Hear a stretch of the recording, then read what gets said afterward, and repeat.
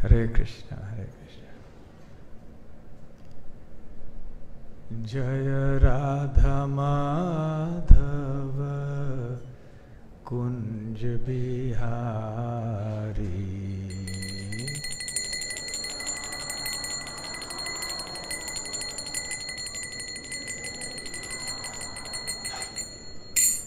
जय राधा माधव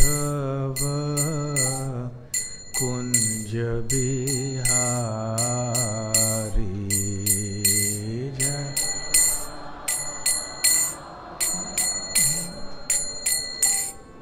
कुंज बिहारी। गोपी जन वल्लभ गिरिवरधारी,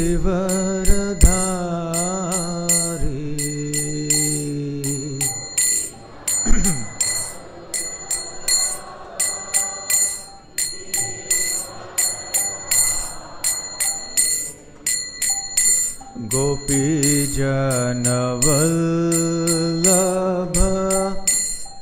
गिरिवरधारी।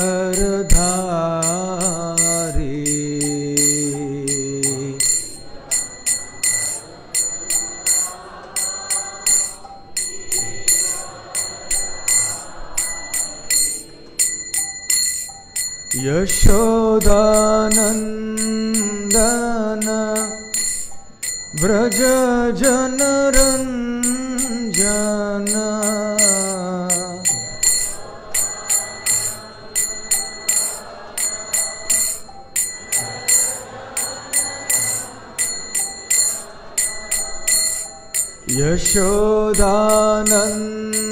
यशोदानंदन व्रज जनरंजन।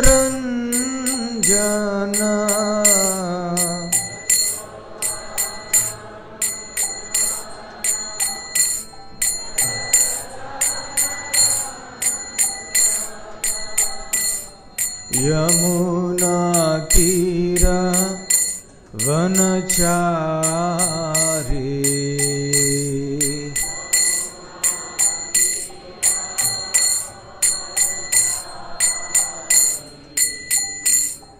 यमुना तीर वनचारी।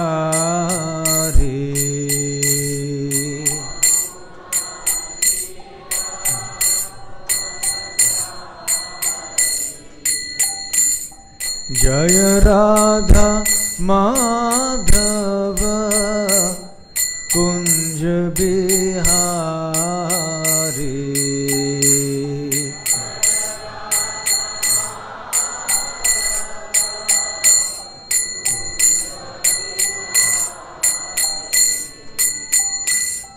हरे कृष्ण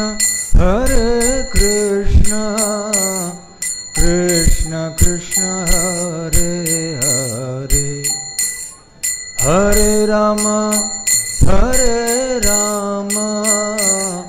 राम राम हरे हरे।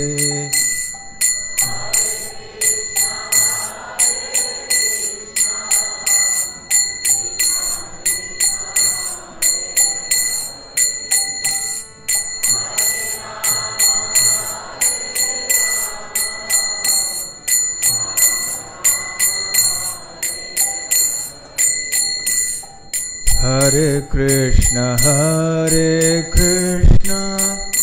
कृष्ण कृष्ण हरे हरे, हरे राम राम राम हरे हरे।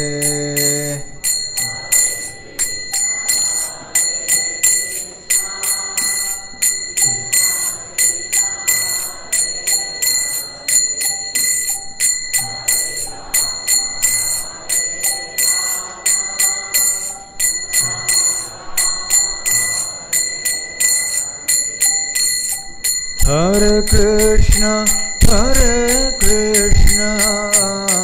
कृष्ण कृष्ण हरे हरे, हरे राम राम राम हरे हरे।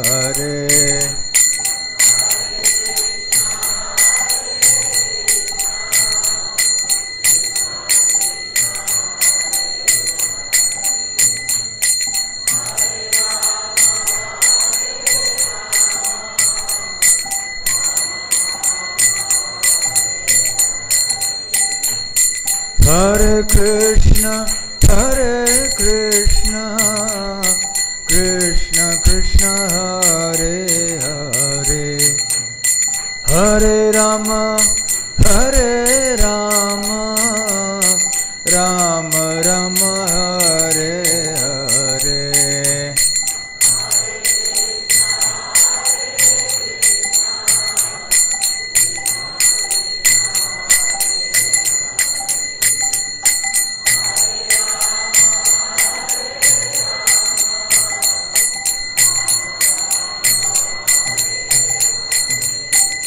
हरे कृष्ण कृष्ण कृष्ण हरे हरे, हरे राम राम राम हरे हरे।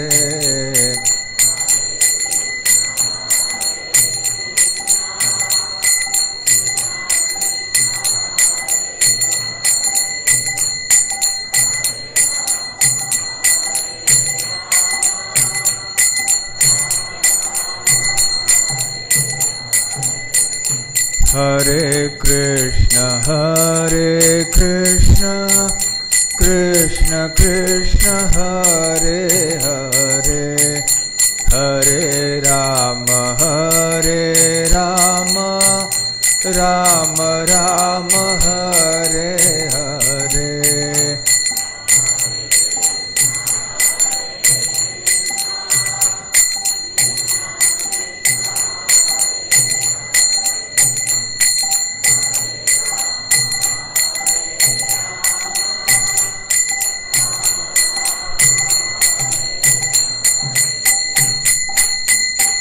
जय राधा रास बिहारी राधा रास बिहारी राधे,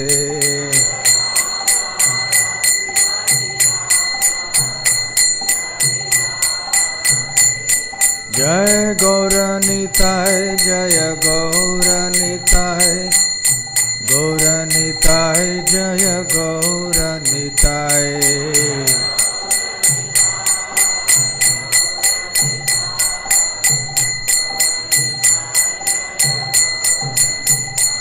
जय सीताराम लक्ष्मण हनुमान, जय सीताराम लक्ष्मण हनुमान।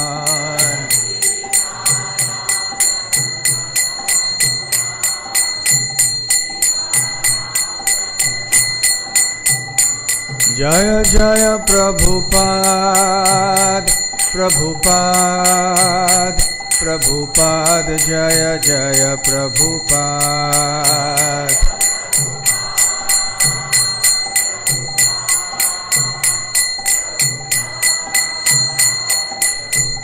निताय गौरा हरि बोल हरि बोल हरि बोल, निताय गौरा हरि बोल।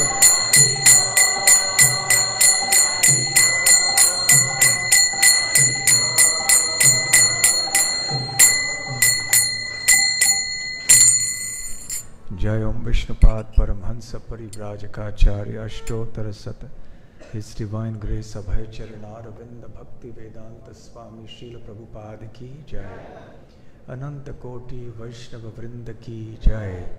श्री श्री राधा रास बिहारी श्री ललिता विशाखा की जय, श्री श्री गौर निताय की जय, श्री श्री सीताराम लक्ष्मण हनुमान की जय, ग्रंथराज श्रीमद्भागवतम की जय।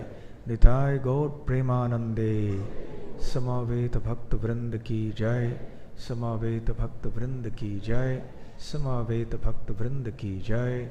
श्री श्री गुरु गौरांग की जय।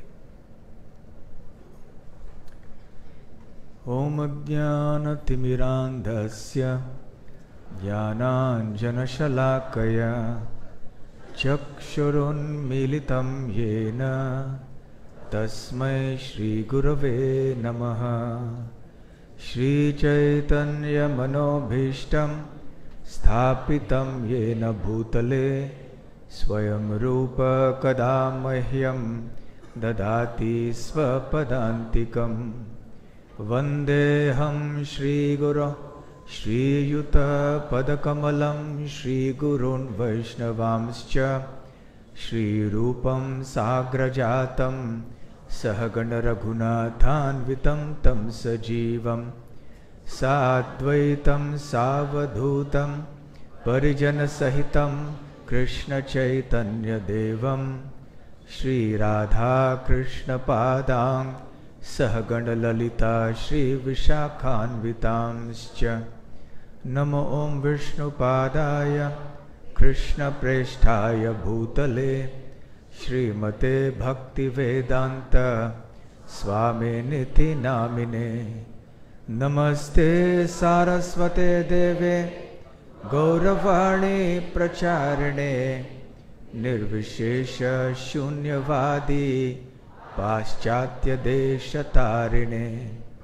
मूकं करोति वाचालं पंगुं लङ्घयते गिरिं यत्कृपातमहं वन्दे श्रीगुरून् दीनतारिणं वाञ्छाकल्पतरुभ्यश्च कृपासिन्धुभ्य एव च पतितानां पावनेभ्यो वैष्णवेभ्यो नमो नमः। नमो महावदान्याय कृष्णप्रेमप्रदायते कृष्णाय कृष्णचैतन्य नामने गौरत्विषे नमः।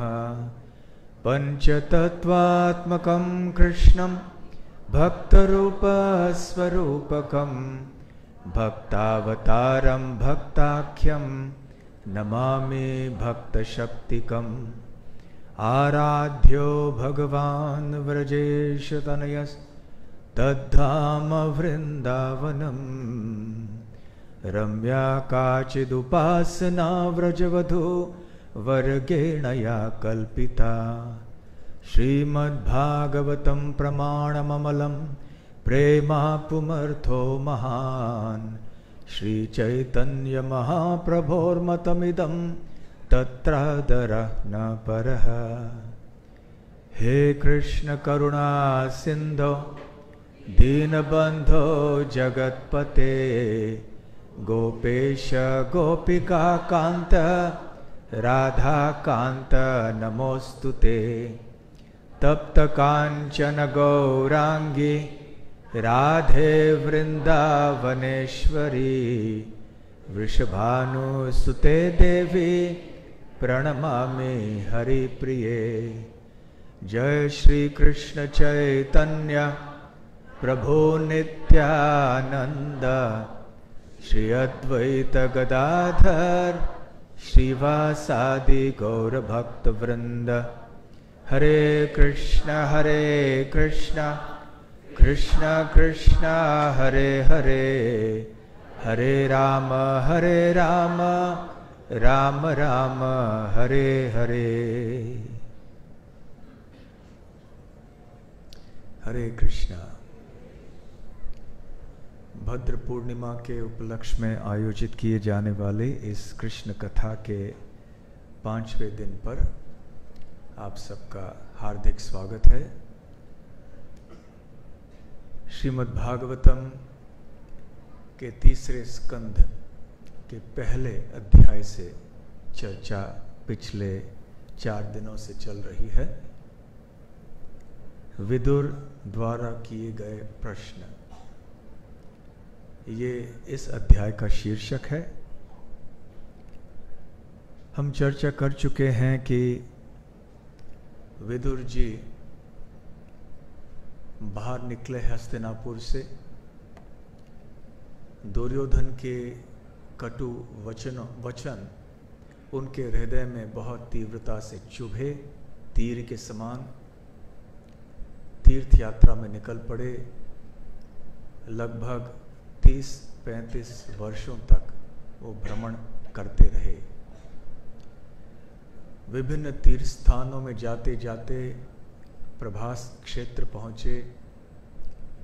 वहाँ पर उन्हें खबर मिली कि यदुवंशी राजकुमारों ने आपस में ही परस्पर युद्ध करके सारे वंश का विनाश किया है। ये चौंकाने वाली बात थी विदुर जी के लिए। वहाँ से निकल पड़े, पश्चिम में सरस्वती नदी की ओर गए। सरस्वती नदी के तट पे अनेक तीर्थ स्थानों को गए।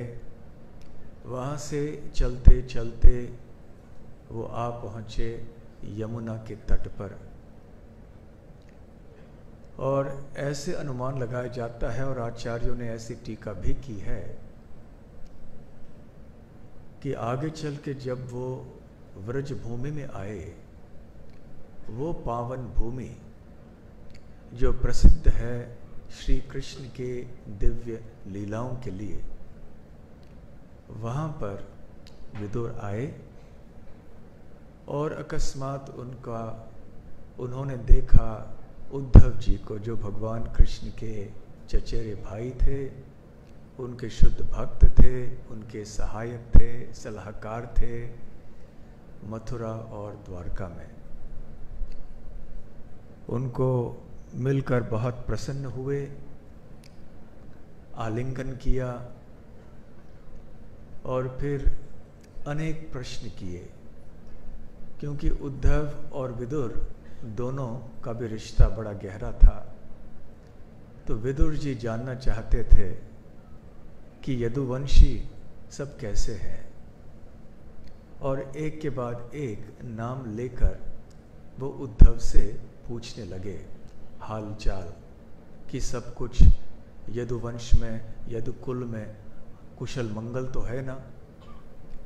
सर्वप्रथम उन्होंने प्रारंभ किया श्री कृष्ण और श्री बलराम के बारे में प्रश्न करके, क्योंकि वो जानते थे कि श्री कृष्ण और श्री बलराम यदि हैं तो सारा मनुष्य समाज, सारा विश्व सुखी रहेगा, समृद्ध रहेगा। मांगल्य के जड़ हैं श्री कृष्ण और श्री बलराम। फिर आगे चल के अपने प्रश्न विदुर जी उद्धव से करने लगे।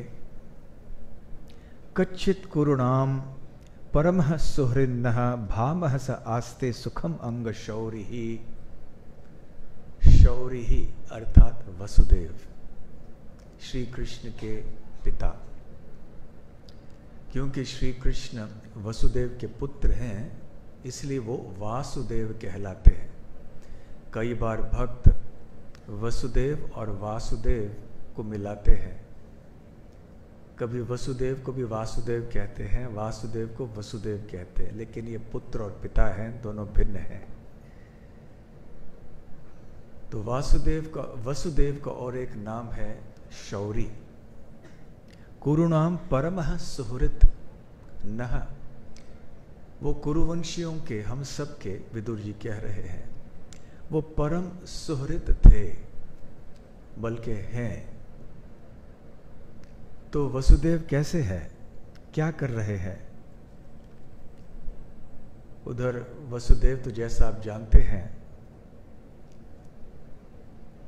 देवकी के पति हैं, कुंती महारानी के भाई हैं, और विदुर जी यहाँ कहते हैं कि उनके बहनों के लिए वसुदेव एक पिता तुल्य रहे और पत्नियों को भी उन्होंने सदैव प्रसन्न ही रखा।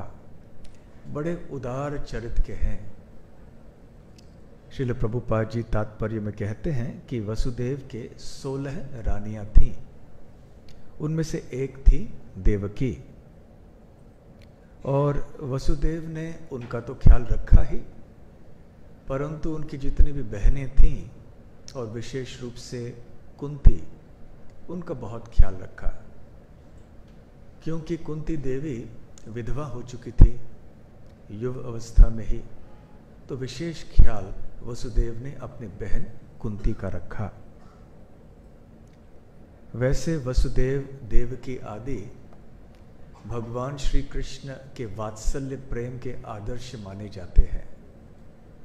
आप जानते हैं कि भगवान श्री कृष्ण के प्रति भक्ति या प्रेम अनेक भावों में या रसों में किया जा सकता है। भगवान की सेवा अनेक रसों में होती है, इसका तात्पर्य क्या है? इस संसार में भी हम देखते हैं कि मित्रों का संबंध होता है, एक कनिष्ठ और वरिष्ठ का संबंध होता है, जैसे एक दास और एक प्रभु का। मित्रों के संबंध के अतिरिक्त और माता पिता और बच्चों का संबंध होता है, पति पत्नी प्रेमी प्रेमिकाओं के संबंध संसार में दिखाई पड़ते हैं।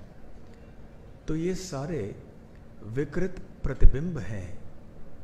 भगवान श्री कृष्ण के वैकुंठ धाम में भगवान अपने भक्तों के साथ ऐसे दिव्य रसों का आस्वादन करते हैं। ऐसे दिव्य संबंधों में एक विशेष रूप का आनंद का अनुभव होता है। तो श्री कृष्ण ऐसे रसों का आस्वादन करने में निपुण हैं, प्रवीण हैं, इसलिए उनको रसिक शेखर कहते हैं। रस का आस्वादन करने वालों में से सर्वश्रेष्ठ हैं।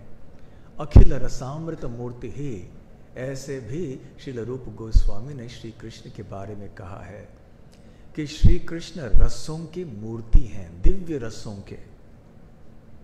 रस अर्थात जो विविध प्रकार के संबंधों में कुछ आनंद मिलता है, कुछ सुख मिलता है, कुछ प्रेम मिलता है, एक स्वाद मिलता है, उसे रस कहते हैं भक्ति की भाषा में। तो श्री कृष्ण मूर्तिमान रस हैं, और केवल एक रस के नहीं, दो रस के नहीं, अखिल रसों की वो मूर्ति हैं, अखिल रसामृत मूर्ति। और ये रस अमृत है।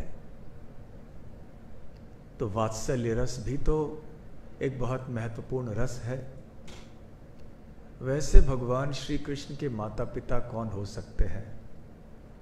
जैसे भगवान श्री कृष्ण स्वयं भगवद गीता में कहते हैं, पिता हमस्य जगतो माता धाता पितामहः। मैं ही सभी का पिता हूँ, मैं ही प्रपिता हूँ, मैं सब कुछ हूँ। माता पिता सब कुछ भगवान ही हैं। आखिर माता पिता कौन होते हैं? जो हमको जन्म देते हैं। तो सब कुछ तो भगवान श्री कृष्ण से ही उत्पन्न हुआ है, इसलिए वही सभी के माता हैं, सभी के पिता हैं, सभी के सर्वस्व हैं। फिर भी रस का आस्वादन करने हेतु वो अपने किसी विशेष भक्तों को चुनते हैं, उनकी माता और पिता की भूमिका निभाने के लिए। और क्योंकि ये संबंध उनके बीच में और भगवान के बीच में नित्य है, इसलिए ये सदैव भगवान के धाम में संबंध दिखाई पड़ते हैं। और जब श्री कृष्ण यहाँ धरातल पर प्रकट होते हैं, अवतीर्ण होते हैं, तो उनके माता पिता, उनके मित्र आदि सब यहाँ प्रकट होते हैं, उन्हीं लीलाओं को यहाँ पर प्रकट करने के लिए। तो वात्सल्य रस भी भगवान के धाम में है। श्रील रूप गोस्वामी भक्ति रसामृत सिंधु ग्रंथ में बतलाते हैं कि वात्सल्य रस के 9 सर्वश्रेष्ठ उदाहरण इस प्रकार से हैं। वैसे तो बहुत सारे हैं, अनगिनत भक्त हैं भगवान के हर एक रस में, परंतु वात्सल्य रस में सबसे श्रेष्ठ जो 9 ऐसे महान भक्त हैं, उनका उल्लेख श्रील रूप गोस्वामी ने किया है।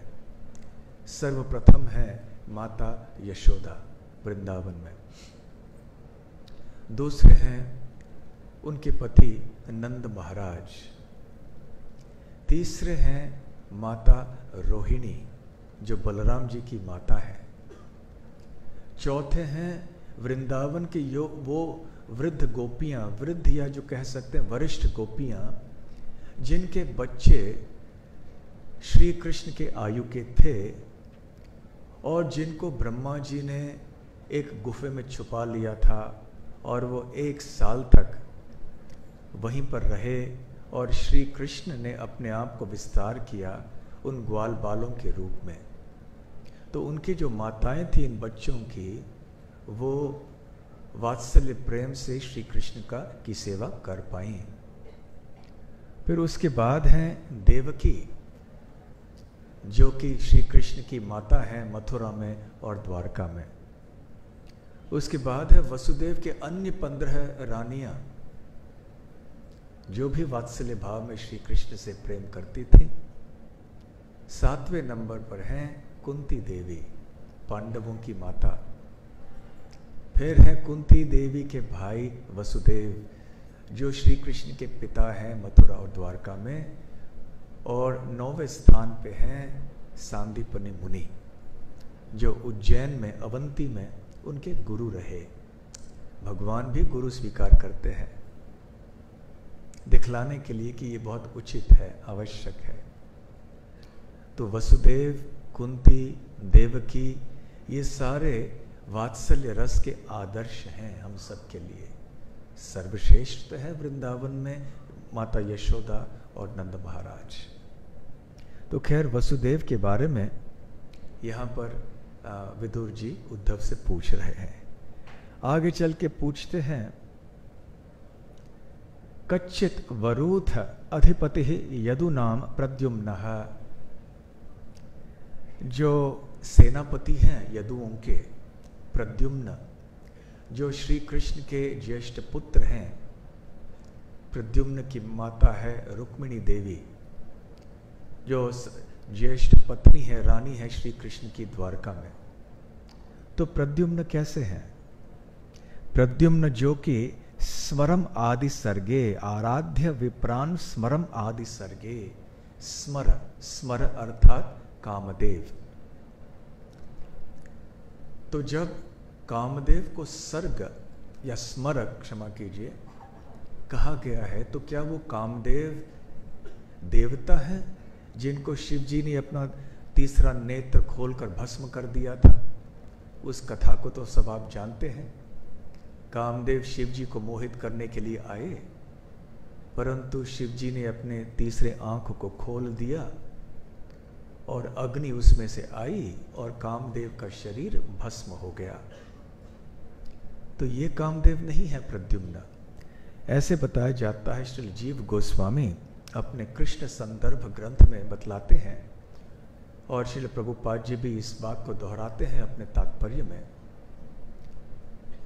कि जो चतुर्व्यूह है भगवान के, संकर्षण, प्रद्युम्न, अनिरुद्ध और वासुदेव, इस चतुर्व्यूह में जो प्रद्युम्न है, वही प्रद्युम्न जो विष्णु तत्व है, वो यहाँ पर श्री कृष्ण के पुत्र के रूप में प्रकट हुए हैं। और जो देवता कामदेव थे, क्योंकि उनका शरीर भस्म हो गया, तो वो आके मिले यहाँ इन कामदेव से। वो कामदेव जो हैं वो तो निम्न श्रेणी के देव हैं, जो इंद्रदिक के भी अधीन हैं। तो प्रद्युम्न तो बहुत सारे पुत्रों में से सबसे वरिष्ठ हैं। आप तो जानते हैं कि द्वारका में श्री कृष्ण की 16,108 पटरानियाँ थीं। हर एक रानी से उनके 10 पुत्र हुए, और उन पुत्रों के भी आगे चल के 10-10 पुत्र और हुए। तो उनका परिवार कितना बड़ा हुआ, इसकी हम कल्पना कर सकते हैं। यदुवंश कितना बड़ा हुआ। आपको याद होगा 2 दिन पहले हम चर्चा कर रहे थे कि उद्धव जी जब प्रभास क्षेत्र पहुँचे और उनको खबर मिली यदुवंश के विनाश का, तो उनको आश्चर्य हुआ। और इसके पीछे एक कारण ये था कि यदुओं की संख्या इतनी बड़ी हो गई थी, श्री कृष्ण का निजीय परिवार इतना बड़ा हो गया था, और वो इतने शक्तिशाली थे और श्री कृष्ण से इतना प्रेम करते थे कि यदि कृष्ण पहले स्वधाम लौट के जाते तो उनके विरह में ये पागल समान हो जाते। उनके मानसिक संतुलन को वो बनाए नहीं रख पाते और इतना उपद्रव मचाते सारे विश्व में कि श्री कृष्ण ने सोचा कि नहीं, मेरा तिरोभाव पहले नहीं हो सकता है, इनका तिरोभाव पहले होना चाहिए, और इसके लिए मुझे कुछ योजना बनानी चाहिए। इसलिए वो सारी मौशल लीला का आयोजन भगवान श्री कृष्ण ने किया। तो ये है प्रद्युम्न। आगे चल के विदुर जी उद्धव से पूछते हैं उग्रसेन के बारे में। उग्रसेन तो द्वारका के राजा थे। श्री कृष्ण चाहे तो बन सकते थे, परंतु सभ्य थे श्री कृष्ण। उन्होंने जाके अपने दादा उग्रसेन से निवेदन किया कि ये अधिकार तो केवल आपका है, कृपया आप बैठिए, हम सब आपके सेवक हैं। तो ऐसे मीठे और विनम्र शब्दों को सुनकर उग्रसेन का हृदय बहुत प्रसन्न हुआ और श्री कृष्ण की इच्छा पूर्ण करने के लिए उन्होंने द्वारका और मथुरा के राजगद्दी को स्वीकार किया।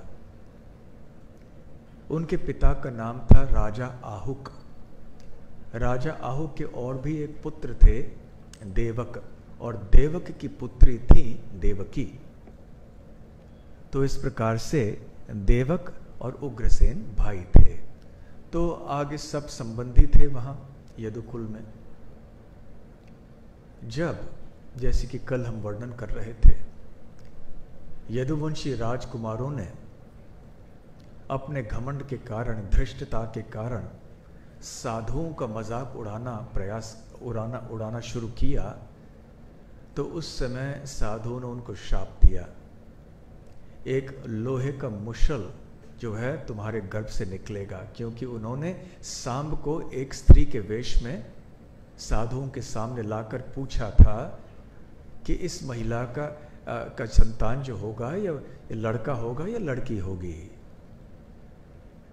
तो क्रोधित होकर साधुओं ने श्राप दिया था कि न लड़का होगा न लड़की होगी, एक लोहे का मुशल होगा जो तुम्हारे वंश का नाश का कारण बनेगा।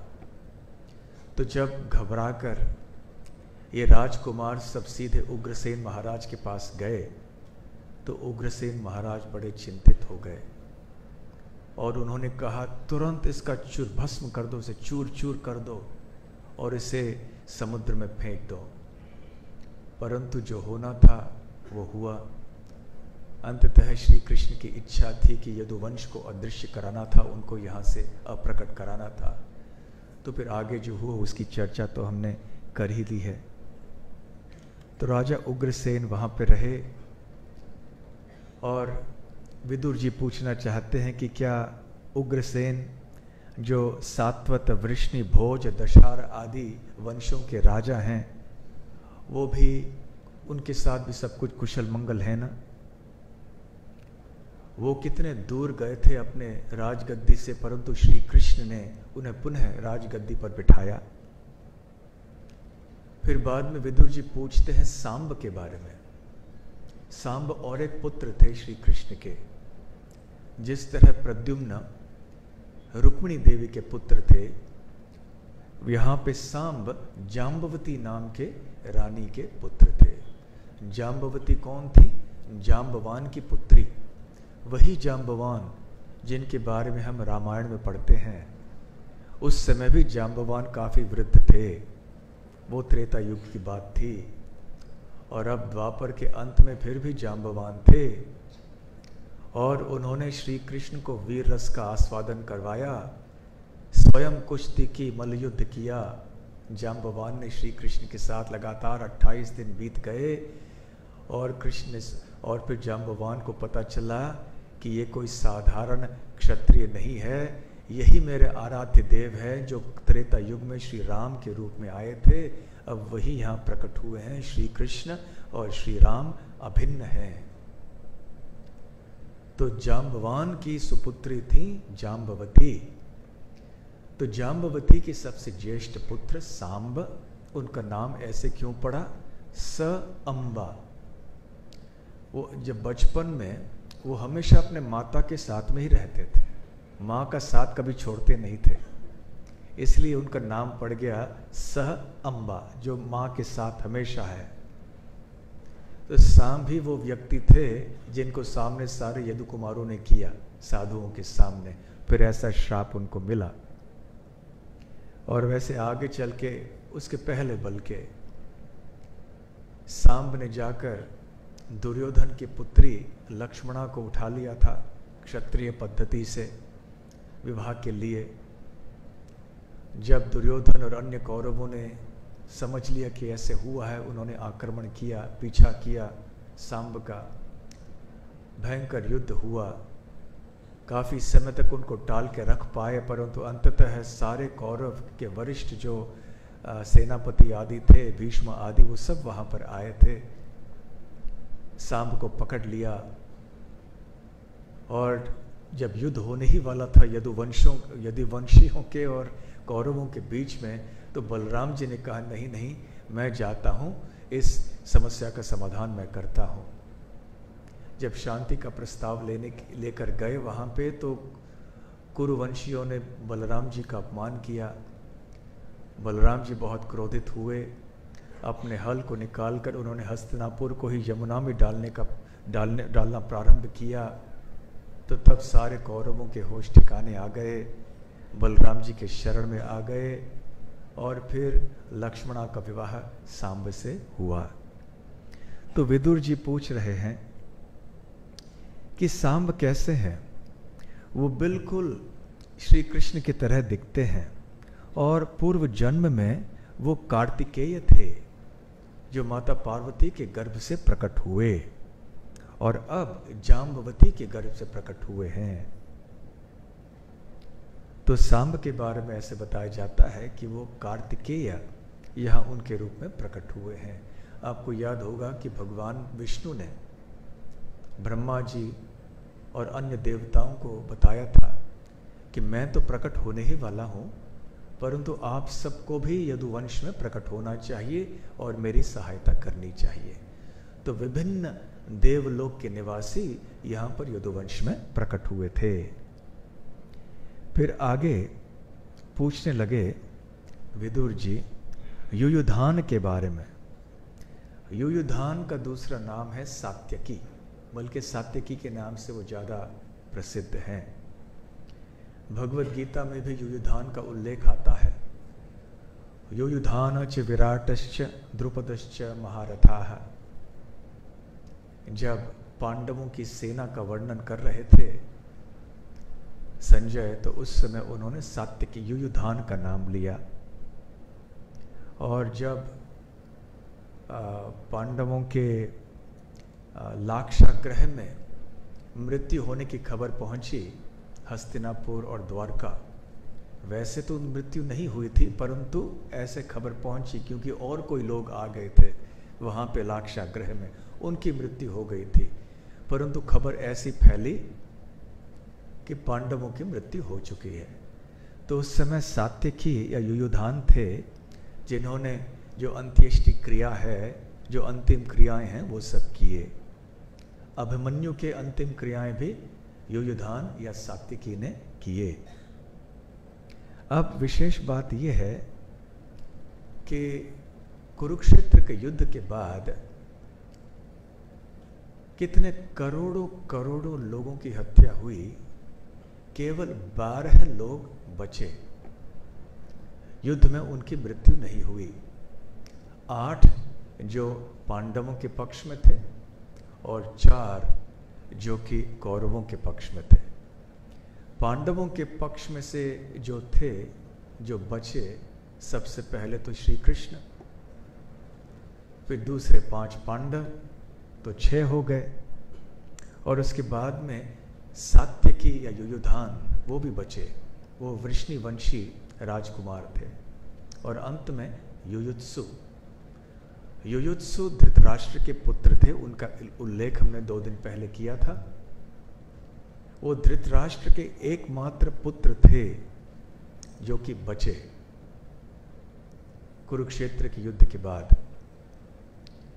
वो गांधारी के पुत्र नहीं थे, एक दासी पुत्र थे। गांधारी के 100 के 100 पुत्र मारे गए कुरुक्षेत्र के युद्ध में। तो 8 जो बचे वो इस प्रकार से थे पांडवों के पक्ष में।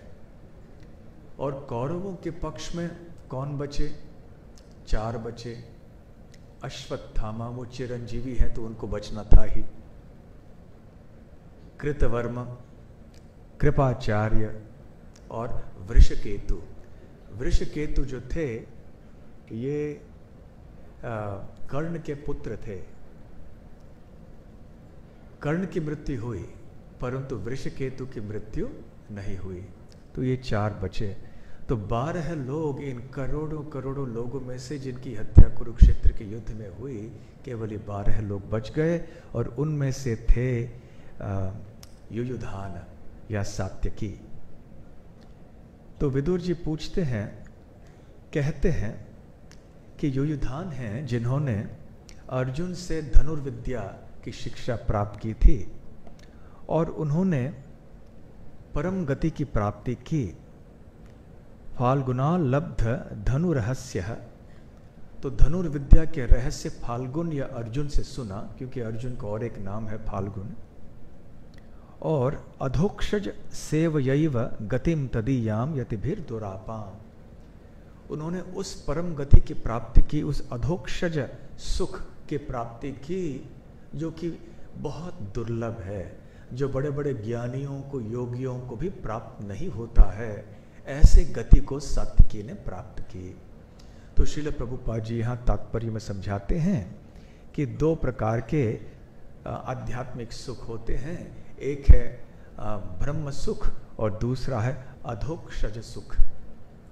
ब्रह्म सुख उनके लिए है जो निराकार ब्रह्म ज्योति में लीन होना चाहते हैं, और अधोक्षज सुख वो है जो कि कृष्ण के भक्तों के लिए है, जो निराकार में लीन न होकर वैकुंठ लोकों में जाकर भगवान के सानिध्य को प्राप्त करते हैं, भगवान के दिव्य लीलाओं को, नित्य लीलाओं में शामिल होते हैं। तो सात्यकी ने ऐसी गति प्राप्त की। तो युयुधान कैसे हैं, पूछ रहे हैं विदुर उद्धव से। आगे चल के विदुर पूछने लगे, कच्चित बुधः स्वस्ति अनमीव आस्ते श्वफल्क पुत्रो भगवत प्रपन्नः। तो हे उद्धव, श्वफल्क के पुत्र अर्थात अक्रूर वो कैसे हैं? भगवत प्रपन्नः, वो तो शरणागत व्यक्ति हैं भगवान श्री कृष्ण के शरण में। ये तो एक सर्वविदित बात थी कि अक्रूर कितने महान भक्त थे भगवान श्री कृष्ण के, और बहुत बुधः, बहुत विद्वान थे, बुद्धिमान थे, और अनमीवः, निर्दोष थे, उनमें कोई दोष नहीं थे। तो अक्रूर कैसे है? आप तो जानते हैं कि अक्रूर की भूमिका कृष्ण लीला में बहुत महत्वपूर्ण है। वैसे तो अनेक लीलाओं में अक्रूर जी का नाम आता है, परंतु सबसे महत्वपूर्ण लीला जिसके लिए अक्रूर प्रसिद्ध हैं वो ये है कि वो कंस के दूत बनकर मथुरा से वृंदावन आए, श्री कृष्ण और श्री बलराम को मथुरा एक मल्लयुद्ध के लिए, धनुर्यज्ञ के लिए निमंत्रण देने के लिए। जैसा आप सबने कई बार सुना है कि कंस को पता चला कि नंद महाराज और यशोदा मैया का जो पुत्र है, ये दोनों पुत्र हैं, ये कृष्ण और बलराम, ये मेरे मृत्यु के कारण होंगे। जो आकाशवाणी हुई थी देवकी और वसुदेव के विवाह के बाद, वैसे संकेत इनके ऊपर था। तो किसी न किसी तरह से श्री कृष्ण को मुझे मार डालना है। वैसे तो बहुत प्रयास कंस ने किया था, एक के बाद एक अनेक असुरों को भेजा था जो उनके मित्र थे, परंतु श्री कृष्ण ने सबका वध कर दिया था। जब कंस ने देखा कि अब और वहाँ असुरों को भेजने से कोई लाभ होगा नहीं, मेरा उद्देश्य पूर्ण नहीं होगा, तो अब कंस ने सोचा कि मुझे श्री कृष्ण को यहाँ मथुरा बुलाना होगा, और मथुरा में मैं किसी न किसी तरह से कृष्ण को मार डालूंगा। कंस भले नहीं कैसे जानता कि वैसे जिस व्यक्ति के मृत्यु का कारण वो बनना चाहता था, बल्कि वही व्यक्ति उसके मृत्यु का कारण बनने वाला है। तो अक्रूर जी को चुना और भेजा कि जाओ, एक धनुर्यज्ञ और मल्लयुद्ध के बहाने श्री कृष्ण को यहाँ पर मथुरा लेकर आओ। वैसे भोज, अंधक आदि इन वंशों से अनेक जो क्षत्रिय थे, जो राजकुमार थे, वो मथुरा को छोड़ के अलग अलग स्थानों में आश्रय ले रहे थे, अन्य राजाओं के राज्यों में आश्रय ले रहे थे कंस के भय से। परंतु थोड़े ऐसे यदुवंशी थे जो कि मथुरा में ही रहे। उनमें से एक अक्रूर जी है। तो अक्रूर के बारे में ऐसे पूछा जाता है कि वो क्यों नहीं छोड़ के गए मथुरा। जब अन्य अनेक यदुवंशी राजकुमार आदि सब छोड़ के चले गए थे, तो अक्रूर जी क्यों रहे वहां पर? तो इसका उत्तर ये है कि अक्रूर जी जानते थे कि आगे चल के मेरी एक बहुत महत्वपूर्ण सेवा होगी और मुझे आगे वृंदावन जाना होगा, मैं श्री कृष्ण का दर्शन कर पाऊंगा, वृंदावन जा पाऊंगा मैं। तो इस सेवा की प्रतीक्षा में वो रहे मथुरा में। यहां पर विदुर जी उद्धव जी से कहते हैं, यह कृष्ण पादांकित मार्ग पंशुष्व अचेष्टत प्रेम विभिन्न धैर्य, कि एक बार यह वो कृष्ण पद अंकित मार्ग, जिस मार्ग में वो जा रहे थे उसमें उन्होंने श्री कृष्ण के चरण कमलों के चिन्ह देखे। कहां पर? पाम शुशु, वहां के रज में। अचेष्टत, और उस समय ऐसे उन्होंने प्रदर्शित किया एक भाव, प्रेम विभिन्ना, भाव विभोर हो गए अक्रूर जी श्री कृष्ण के चरण चिन्हों को वृंदावन के रज में देखकर। इतने भाव विभोर हो गए, अपना मानसिक संतुलन खो बैठे, और इस प्रकार से वो उतरे वहां से। तो इस बात के लिए अक्रूर जी प्रसिद्ध हैं कि कैसे श्री कृष्ण के चरण चिन्हों को देखकर उनका मानसिक संतुलन बिल्कुल टूट गया। ये बहुत एक प्रसिद्ध लीला है अक्रूर जी की।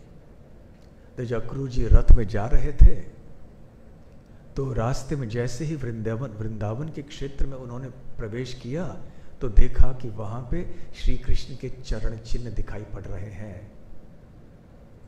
भगवान के अवतार जो होते हैं उनके कोई लक्षण होने चाहिए, अन्यथा उनको हम अवतार नहीं मान सकते। किसी भी व्यक्ति के कोई लक्षण होने चाहिए। कोई यदि धनी व्यक्ति है तो उसके कोई लक्षण होने चाहिए, कोई गरीब व्यक्ति है उसके भी कोई लक्षण होते हैं, कोई रुग्ण है, कोई स्वस्थ है। हर एक वर्ग के व्यक्तियों के अपने अपने लक्षण होते हैं। तो उसी तरह से भगवान के अवतारों के लक्षण क्यों नहीं होने चाहिए? परंतु दुर्भाग्य की बात यह है, भारत में ऐसे अनेक झूठे अवतार आते हैं, अपने आप को अवतार कह के घोषित करते हैं, और कभी कभी भले वो अपने आप को अवतार कह के घोषित न भी करें, लेकिन उनके अनुयायी जब उनको भगवान कह के संबोधित करते हैं तो वो मना नहीं करते, उनको रोकते नहीं हैं। तो ये सही बात नहीं है। तो भगवान के अवतार के लक्षण होने चाहिए। उनमें एक लक्षण ये है कि उनके बारे में भविष्यवाणी शास्त्रों में होनी चाहिए, वैदिक शास्त्रों में। यदि भविष्यवाणी न हो उनके बारे में तो हम उनको अवतार नहीं मान सकते। दूसरी बात है, उनको अपना विश्व रूप दिखाना चाहिए, जैसे श्री कृष्ण ने अर्जुन को दिखाया। तीसरी बात, उन्हें ऐसे अद्भुत कार्यों को संपन्न करना चाहिए, प्रदर्शित करना चाहिए सारी दुनिया के सामने, जो कि मनुष्यों के लिए करना असंभव है। केवल मुश्किल नहीं, असंभव। जैसे कि उन्होंने गोवर्धन पर्वत को अपने बाएं हाथ के छोटे उंगली पर लगातार 7 दिन और 7 रात धारण किया, और साथ साथ उनके शरीर, उनके दिव्य शरीर के लक्षणों का भी वर्णन शास्त्रों में है। और उनके कर कमलों पर और उनके चरण कमलों के तलवों पर भी ऐसे निशान होने चाहिए, चिन्ह होने चाहिए। तो श्री कृष्ण के चरण कमलों के तलवों में ऐसे चिन्ह हैं जैसे कोई ध्वज है या कोई कमल पुष्प है इत्यादि। आप में से अनेक भक्तों ने चित्र देखा होगा श्री कृष्ण के चरण चिन्हों का। तो उनके चरण चिन्हों को देखकर अक्रूर जी तुरंत पहचान गए। आजकल जब आप किसी आधार वगैरह ये सब लेने जाते हैं तो आपके अंगूठे के छाप हो लेते हैं ना, पहचान हो आपकी, कोई दूसरा ना हो।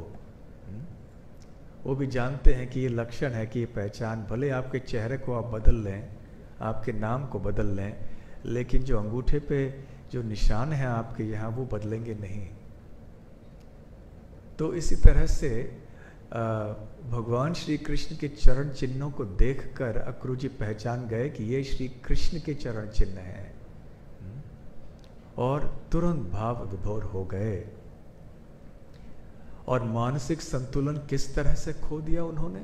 रथ को रोका और तुरंत रज में कूद पड़े, रज में लौटने लगे।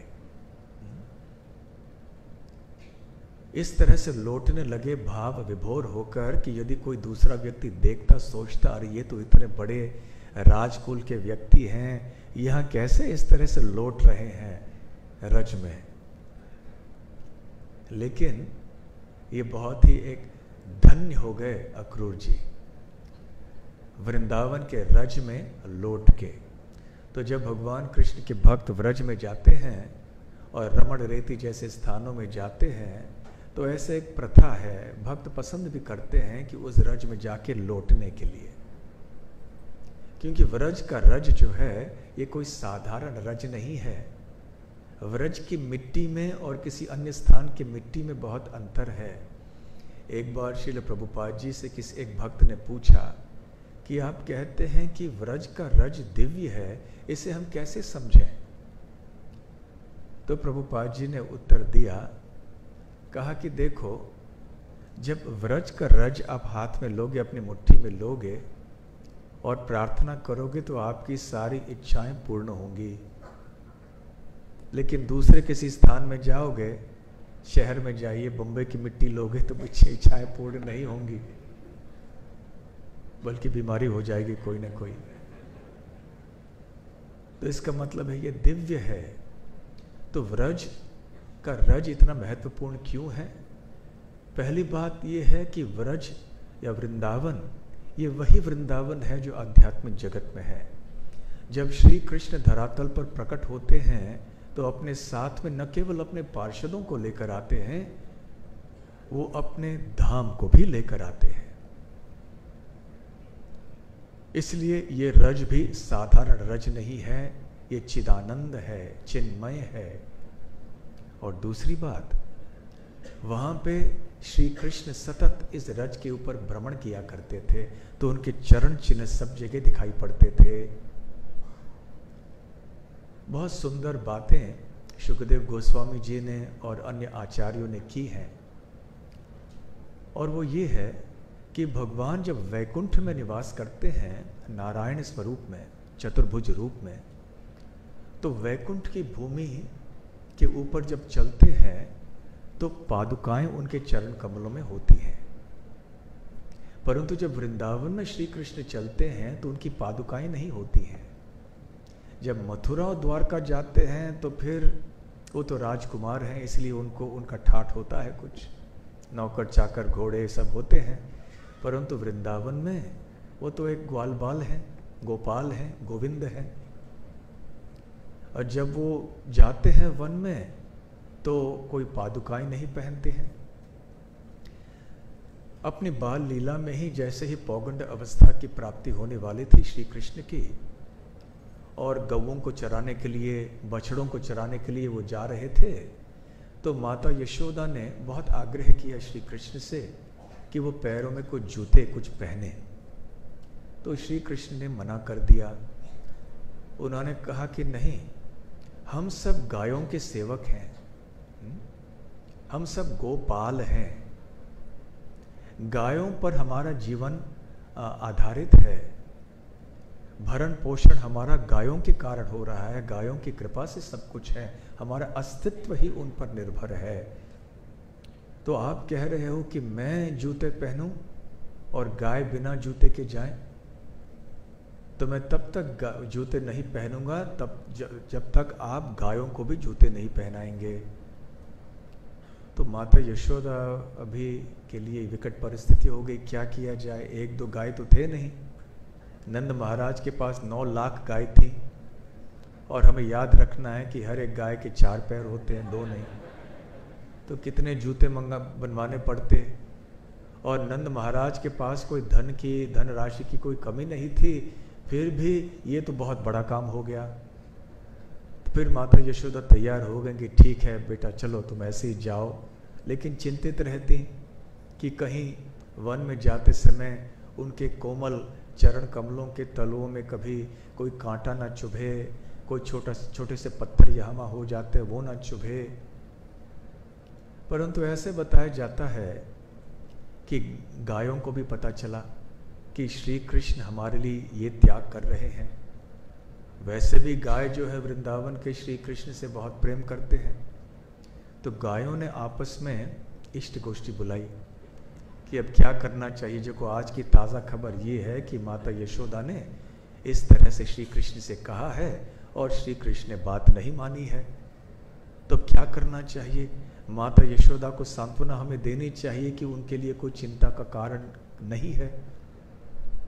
तो जब वो वन में गए तो अपने खुरों से उन्होंने जितने भी कांटे आदि थे उन सबको चूर चूर कर दिया, और छोटे छोटे पत्थर भी थे उनको भी उनके ऊपर भी अपने खुरों को डालकर, पैरों को डालकर जोर लगा के उनको भी चूर चूर कर दिया, ताकि जब श्री कृष्ण वन में जाते थे तो कोई कांटे नहीं थे, कोई पत्थर नहीं थे, उनके पैरों को कभी कुछ चुभता नहीं था। हमें याद है बहुत साल पहले, अभी लगभग 25 साल से भी अधिक पहले, जब हम लोग गोवर्धन की परिक्रमा करते थे, उस परिक्रमा करते समय तो जूते चप्पल तो नहीं पहनते हैं, तो उस समय खास करके एक जगह में इतने कांटे होते थे, इतने कांटे होते थे कि 2 कदम लेकर हर एक व्यक्ति को रुकना पड़ता और नीचे पैरों में से फिर कांटा निकाल के फिर आगे चलना पड़ता, फिर 2 कदम लेके फिर कोई कांटा चुभता। लेकिन अभी अनेक भक्तों ने ऐसी सेवा की, केवल हमारी संस्था के नहीं, कितने सारे कृष्ण प्रेमी हैं जगह जगह से, बहुत संस्थाएं भी जुड़ गई इसमें, और उन्होंने उस सारे मार्ग को बिल्कुल साफ कर दिया। अब एक भी कांटा वहाँ नहीं मिलता है, और वहाँ सुंदर शीतल रेती है, उस पर चलते हुए भी बड़ा अच्छा लगता है। केवल गर्मी के समय चल नहीं सकते, बहुत गर्म हो जाता है। तो यहाँ पर श्री कृष्ण के लिए गायों ने यह सेवा कर दी, इसलिए श्री कृष्ण को कोई कठिनाई हुई नहीं, और इसलिए उनके चरण चिन्ह सब जगह पड़े। अब ये भी पूछा जा सकता है, कोई संशयी व्यक्ति है, संशय आत्मा है, वो क्या पूछ सकता है कि भाई वन में इतने सारे गाय चर रहे हैं, वो भी 9 लाख गाय, साथ साथ में और कितने पशु हैं, मोर हैं, पंछियां हैं, सब इधर उधर मृग हैं, वो सब भ्रमण विचरण करते रहते हैं वन में। तो वो जब यहाँ वहाँ चर रहे होते हैं, ग्वाल बाल भी विचरण कर रहे होते हैं, तो वो पद चिन्ह रहे कैसे, मिट क्यों नहीं गए वो पद चिन्ह। तो आचार्यों की व्याख्या इस प्रकार से है कि सारे वृंदावन के निवासी श्री कृष्ण के चरण कमलों के चिन्ह को अपना सबसे बड़ा धन मानते थे, उनका प्राण धन मानते थे। हम अपने घर में अपने महंगे वस्तुओं को कैसे ख्याल से रखते हैं, या आपके घर में कोई सोना हो, कोई हीरा हो, कोई रत्न हो, कैसे रखते हैं, या वहाँ नहीं रखते ना, कोई अच्छे स्थान में उसको सुव्यवस्थित ढंग से रखते हैं ताकि कुछ की चोरी ना हो, या जाके कोई बैंक में कहीं आप रख देते हैं, क्योंकि आप जानते हैं कि आपका धन है कितना मूल्यवान है। तो सारे ब्रजवासियों के लिए श्री कृष्ण के चरण चिन्ह इतने मूल्यवान थे, उनको अपना प्राण धन मानते थे, और वहाँ के पशु भी, वहाँ के मृग, वहाँ के मयूर इत्यादि, वो सब भी श्री कृष्ण के शुद्ध भक्त हैं। तो जब भी वो श्री कृष्ण के चरण चिन्हों को देखते थे तो दूसरी ओर से जाते थे, और इसलिए चरण चिन्ह दिखाई पड़े, वहाँ जगह जगह दिखाई पड़ते थे। तो अक्रूर जी ने जब ऐसे देखा तो बस वो इतने भाव विभोर हो गए, वहाँ लौटने लगे। तो इसका स्मरण यहाँ पे विदुर जी कर रहे हैं। अक्रूर जी को मथुरा से जब श्री कृष्ण वापस चले आए, वृंदावन छोड़कर मथुरा चले आए, तो थोड़ी ही देर बाद श्री कृष्ण ने अक्रूर जी को हस्तिनापुर भेजा कि जाके खबर ले आइए कि वहाँ दुर्योधन का बर्ताव पांडवों के साथ और माता कुंती के साथ कैसे है। हमें बहुत सुनने के लिए मिल रहा है कि कुछ अन्याय और अत्याचार वहाँ चल रहा है, तो जाके हमारे लिए खबर लाइए। तो अक्रूर जी वहाँ गए, कुंती महारानी से भी मिले, और कुंती अक्सर ये श्रीमद् भागवत के दशम स्कंद में पाया जाता है। कुंती महारानी ने भी कहा कि अरे श्री कृष्ण कैसे हैं, क्या कृष्ण को याद है कि उनकी भी एक बुआ है जिनको इतना कष्ट हो रहा है, उनके रिश्तेदार उनको और उनके 5 बेटों को इतना कष्ट दे रहे हैं। क्या श्री कृष्ण को याद आ रहा है कि हम सब यहाँ कितने पीड़ा में हैं। तो अक्रूर जी ने उनको सांत्वना दी और कहा कि आप धैर्य रखिए, श्री कृष्ण अवश्य आपके बारे में सोच रहे हैं। जब श्री कृष्ण बलराम को लेने के लिए अक्रूर जी वहाँ आए वृंदावन में, और उन्होंने बताया नंद महाराज को और ब्रजवासियों को कंस का आदेश इस प्रकार से है, तो सारे जो वृंदावन के निवासी हैं और विशेष रूप से जो गोपियां हैं वो बहुत दुखी हो गई, बहुत ज़्यादा दुखी हो गई। और उन्होंने कहा कि पता नहीं आपका नाम अक्रूर कैसे पड़ा। अक्रूर शब्द का अर्थ क्या है? जो क्रूर नहीं है वो। लेकिन हम देख रहे हैं कि आप श्री कृष्ण को हमसे दूर ले जा रहे हैं, इसलिए आप सबसे बड़े क्रूर व्यक्ति हो। आपका नाम अक्रूर नहीं है, आपका नाम क्रूर है, क्रूरतम व्यक्ति आप ही हैं। तो वास्तव में किसी को कृष्ण भक्ति से दूर ले जाने का प्रयास करना ये क्रूरता है। क्रूरता अनेक प्रकार की हो सकती है। शारीरिक क्रूरता है, मानसिक या भावनात्मक क्रूरता है, वचनों के द्वारा हम क्रूर हो सकते हैं, अपने काया शरीर के द्वारा किसी के ऊपर क्रूरता का प्रदर्शन कर सकते हैं। परंतु जो आध्यात्मिक क्रूरता है, जिसमें हम किसी व्यक्ति को आध्यात्मिक जीवन में आगे बढ़ने से रोकते हैं, टोकते हैं, वो सबसे बड़ी क्रूरता है।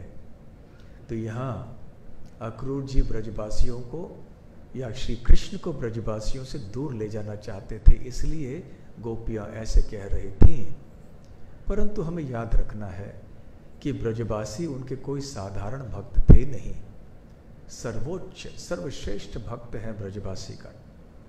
उनकी तरह कोई भी भगवान का भक्त न आज तक हुआ है न हो सकता है।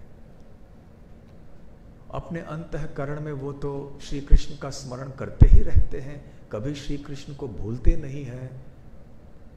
हम सब साधक हैं और हम सबको अनुभव है कि जब हम भगवान कृष्ण के नामों का जप करने के लिए बैठते हैं तो मन कितना भटकता है।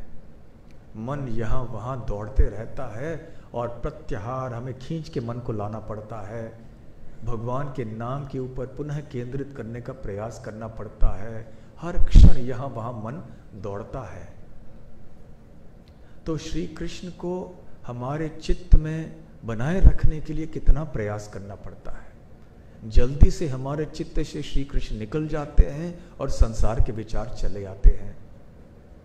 परंतु वृंदावन के निवासियों के साथ बिल्कुल उल्टा था। जब श्री कृष्ण वृंदावन को छोड़ के चले गए, वो ये वचन दे के गए थे कि मैं शीघ्र ही लौट के आऊँगा, परंतु जब लौटे नहीं तो सारे ब्रजवासी बहुत दुखी हो गए और गोपियाँ सोचने लगी कि हम कृष्ण को भूलना चाहते हैं। तो वो ध्यान में बैठे। क्यों बैठे? ध्यान किस उद्देश्य से किया जाता है? योगी जन जब ध्यान के में बैठते हैं, ध्यानावस्थित तत्कतेन मनसा पश्यन्ति यम योगिनः। तो योगियों की चाहिए कि वो अपने आसन में बैठ के श्री कृष्ण को अपने अंतःकरण में देखने का प्रयास करें। तो ध्यान में बैठने का उद्देश्य होता है श्री कृष्ण को अंतःकरण में देखना, उनका स्मरण करना। परंतु गोपियां किस लिए ध्यान में बैठी थी? श्री कृष्ण जो हृदय में स्थित है उनको ध्यान से निकालने के लिए अपने हृदय से। हम श्री कृष्ण का स्मरण नहीं करना चाहते हैं, परंतु जितना भी वो प्रयास करे अपने हृदय से श्री कृष्ण को हटा नहीं पाए, असफल हुए। जिस प्रकार से हमारा ध्यान श्री कृष्ण के ऊपर असफल रहता है, ध्यान हटते रहता है श्री कृष्ण से, गोपियां भी उनके ध्यान में असफल रहीं, श्री कृष्ण को अपने मन से हटाने में असफल रहीं। तो खैर अक्रूर जी का नाम बना क्रूर। अक्रूर जी तो क्रूर है नहीं, वो भी तो जानते थे कि ये तो भगवान की लीला है, भगवान की इच्छा है। अब वृंदावन की लीला समाप्त करके, प्रकट लीला समाप्त करके अब उन्हें मथुरा लीला प्रारंभ करना है, अब ये समय आ गया है। तो अक्रूर जी भगवान श्री कृष्ण की लीलाओं में एक सहायक थे, इसलिए उन्होंने ये कार्य किया। तो खैर अक्रूर जी के बारे में विदुर जी याद कर रहे हैं, जब अक्रूर जी आ रहे थे, जो उनका भाव था, जो उनके विचार उस समय थे, वो हम सब के लिए आदर्श हैं। जब हम तीर्थ यात्रा में जाते हैं, धाम में जाते हैं भगवान का संग लेने के लिए, भक्तों का संग लेने के लिए, तो अक्रूर जी के भाव को हमें समझ लेना चाहिए। दशम स्कंद में सुखदेव गोस्वामी जी ने बहुत विस्तार में वर्णन किया है। वो एक आतुरता जो थी अक्रूर जी की कि अब मैं वृंदावन में जाके श्री कृष्ण का दर्शन शीघ्र ही करूँगा, तो वो आतुरता जो है इसे एक लोभ के समान होता है, जिसे लौल्यम कहते हैं। लौल्यम मूल्यम, मूल्यम लौल्यम एकलम, तत्र लौल्यम अपि मूल्यम एकलम। यदि हम भगवान श्री कृष्ण की भक्ति का रस का पान करना चाहते हैं, तत्र लौल्यम अपि मूल्यम एकलम, तो ये लौल्यम होना चाहिए। लौल्यम अर्थात वो लालसा, वो लोभ। जिस प्रकार से संसारी व्यक्ति संसार के विषयों के प्रति लोभी रहता है, धन आदि के प्रति, उसी तरह से कृष्ण भक्त को चाहिए कि वो कृष्ण के लिए इसी तरह से लालायित रहे, उत्कंठित रहे, हमेशा कृष्ण के बारे में सुनने के लिए, देखने के लिए। रूप गोस्वामी इसे समुत्कंठा कहते हैं, सम्यक उत्कंठा, संपूर्ण उत्कंठा, आतुरता। तो जिस आतुरता से अक्रूर जी मथुरा से वृंदावन गए, वो हम सब के लिए अनुसरणीय है। इस प्रसंग को हमें पढ़ने का प्रयास करना चाहिए, और अगली बार जब हम वृंदावन जाएंगे, जगन्नाथपुरी जाएंगे, द्वारका जाएंगे, तो हमें पता चलेगा कि हमारा भाव कैसे होना चाहिए। और जब श्री कृष्ण को वापस मथुरा ले आ रहे थे, यमुना के तट पर रुके और वहाँ पे एक सुंदर लीला हुई। उस लीला का वर्णन करने के लिए हमारे पास अब समय नहीं है, परंतु इतना कहना पर्याप्त है इस समय कि वहाँ जो अक्रूर जी ने श्री कृष्ण और बलराम का दर्शन जल में किया यमुना के, और उन्होंने जो स्तुति की, भगवान की जो प्रार्थना की, वो भी बहुत प्रसिद्ध है। प्रहलाद महाराज ने जो नवविधा भक्ति का वर्णन श्रीमद् भागवत के 7वें स्कंद में किया है, 9 प्रकार के पद्धतियां हैं भगवान श्री कृष्ण की भक्ति करने के लिए, श्रवण कीर्तन आदि, उनमें से वंदनम एक है। वंदनम अर्थात भगवान की स्तुति करना, प्रार्थना करना। तो ये 9 जो अंग हैं भक्ति के, ये इतने अपने आप में परिपूर्ण है कि कोई व्यक्ति इन 9 अंगों में से किसी एक अंग का भी पालन सही ढंग से करे, सुचारू रूप से करे, तो वो अपने जीवन की परिपूर्णता को प्राप्त कर सकता है, शुद्ध भक्त बन सकता है। जिस प्रकार से परीक्षित महाराज ने केवल भागवत का श्रवण करके अपने जीवन को सफल बनाया, सुखदेव गोस्वामी ने श्रीमद् भागवत का कीर्तन करके, कथन करके अपने जीवन को सफल बनाया, प्रहलाद महाराज ने भगवान का स्मरण करके अपना जीवन सफल बनाया, ठीक उसी तरह से अक्रूर ने भगवान श्री कृष्ण की स्तुति करके अपना जीवन सफल बनाया। तो अक्रूर की प्रार्थनाएं ये बहुत प्रसिद्ध हैं। तो अक्रूर के बारे में पूछकर अब विदुर जी पूछ रहे हैं माता देवकी के बारे में। या वै स्वगर्भेण दधार देवम, कि वो माता देवकी देवक भोज पुत्र्या, राजा देवक की जो पुत्री हैं देवकी, कचित शिवम, सब कुछ देवकी के साथ तो कुशल मंगल है ना, वो तो ठीक ठाक है ना, क्योंकि वो जानते थे कि देवकी ने कितना कष्ट लिया था। उनके 6 पुत्रों की हत्या हो गई थी कंस के द्वारा, कितना कुछ देवकी को देखना पड़ा, सहन करना पड़ा था। तो देवकी तो ठीक ठाक है ना। अपने ही गर्भ में उन्होंने परम सत्य भगवान को धारण किया। ये बहुत ही अद्भुत बात है। देखिए, भगवान वो हैं जो हर चीज के उद्गम है। कई बार लोग ये पूछते हैं कि भगवान है कौन, या भगवान होता क्या है, मगर भगवान शब्द का अर्थ क्या है। ये तो एक लंबा विषय है।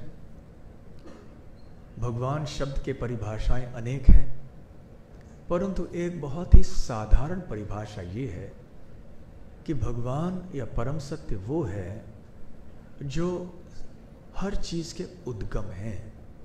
सर्वस्य चाहम हृदय सन्निविष्टो मत्तः स्मृति ज्ञानम अपोहनम च। भगवान कहते मैं हर चीज के, हर प्राणी के हृदय में विराजमान हूं। परंतु इतना ही नहीं, सब कुछ उन्हीं से उत्पन्न भी होता है। जैसे कि श्रीमद् भागवत के प्रथम श्लोक में ही कहा गया है कि सृष्टि और विनाश और पालन सब कुछ उन्हीं से होता है। तो ये एक परिभाषा है भगवान की, सब कुछ उन्हीं से उत्पन्न होता है। तो सब कुछ उन्हीं के गर्भ में है। 11वें स्कंद के, श्रीमद् भागवत के 11वें स्कंद में मार्कंडेय ऋषि की कथा जब शुकदेव गोस्वामी बताते हैं, तो मार्कंडेय ऋषि प्रलय जल में जब तैर रहे होते हैं तो वो बालक को देखते हैं, वो जो श्री कृष्ण के रूप हैं, जो वट वृक्ष के पन्ने पर ऐसे ही शयन कर रहे होते हैं। वटस्य पत्रस्य जले शयानम, आपने ये श्लोक सुना होगा। तो वहां पर जब उस पुत्र के प्रति उस बच्चे के प्रति आकर्षित होकर मार्कंडेय ऋषि आलिंगन करने जाते हैं और वो बच्चा सांस लेता है, तो उस बच्चे के नसिकाओं के द्वारा वो मार्कंडेय ऋषि उनके अंदर पहुंच जाते हैं और अंदर क्या देखते हैं कि संपूर्ण ब्रह्मांड है। उस बालक के उदर के भीतर पहुंचकर मार्कंडेय ऋषि ने संपूर्ण ब्रह्मांड का दर्शन किया। और फिर जब उस बच्चे ने बाहर सांस ली, फिर से मार्कंडेय ऋषि बाहर आ गए और उन्होंने देखा कि अरे मैं तो अपने आश्रम में फिर से आ गया। भगवान के माया का प्रदर्शन मार्कंडेय ऋषि के लिए हुआ। तो इससे हम जान सकते हैं कि संपूर्ण सृष्टि भगवान श्री कृष्ण के उदर में विराजमान है, विद्यमान है। अब वो भगवान जिनके उदर में संपूर्ण सृष्टि है, अब वो माता देवकी के उदर में आ गए। कितनी अद्भुत बात है, अचिंत्य है ये बात। इसलिए जब माता देवकी गर्भवती थी तो उस समय देवलोक से सारे देवगण आए और उन्होंने माता देवकी की परिक्रमा की, प्रदक्षिणा की, क्योंकि वो जानते थे कि उनके गर्भ में अब स्वयं परम सत्य भगवान श्री कृष्ण हैं। तो ऐसे देवकी के बारे में विदुर जी पूछ रहे थे। फिर आगे पूछने लगे अनिरुद्ध के बारे में, जो कि प्रद्युम्न के पुत्र थे। तो श्री कृष्ण, प्रद्युम्न, अनिरुद्ध। अनिरुद्ध भी बहुत महत्वपूर्ण भूमिका निभाते हैं कृष्ण लीला में। और अनिरुद्ध के ज्येष्ठ पुत्र थे वज्रनाभ। आप सबने वज्रनाभ का नाम अवश्य सुना होगा। क्यों? क्योंकि पांडवों के वनवास में जाने के बाद परीक्षित महाराज के भी जीवन सफल समाधि स्वीकार करने के बाद वज्रनाभि थे जो व्रजभूमि में गए और उन्होंने अनेक मूर्तियों की स्थापना की। ऐसे बताया जाता है कि 16 मूर्तियों की स्थापना उन्होंने की। तो वो मूल मूर्तियां जो ब्रज की है प्राचीन काल से, वो वज्रनाभ के कारण हुए हैं और लीला स्थलियों का पुनः उन्होंने उद्धार किया।